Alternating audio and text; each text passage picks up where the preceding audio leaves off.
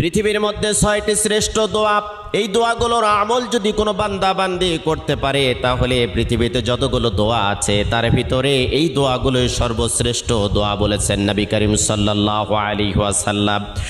কোনো বান্দা বান্দি যদি যতই বিপদে থাক, কষ্টে থাক, দুর্ভিক্ষে থাক, উৎকণ্ঠার মধ্যে থাক না কেন, সকাল থেকে সন্ধ্যা পর্যন্ত যদি কোনো বান্দা বান্দি দরুদ শরীফের আমল করতে পারে, রাতের বেলা যদি দরুদ শরীফের আমল করতে পারে, হাজারো অশান্তির দাবানল থেকে আল্লাহ রাব্বুল আলামিন শান্তি দান করবেন।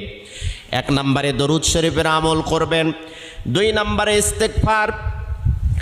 আপনার মুখটা এমন হয়ে যাবে আল্লাহ রাব্বুল আলামিনের কাছে দোয়া করার সাথে সাথে আপনার দোয়াটা কবুল হয়ে যাবে। সব সময়ের জন্য পড়বেন আস্তাগফিরুল্লাহাল্লাযী লা ইলাহা ইল্লা হুয়াল হাইয়ুল কাইয়্যুম ওয়া আতুবু ইলাইহি। যদি না পারেন তাহলে পড়তে থাকবেন শুধু আস্তাগফিরুল্লাহ। 3 নম্বরে আপনি পড়বেন ইয়া যাল জালালি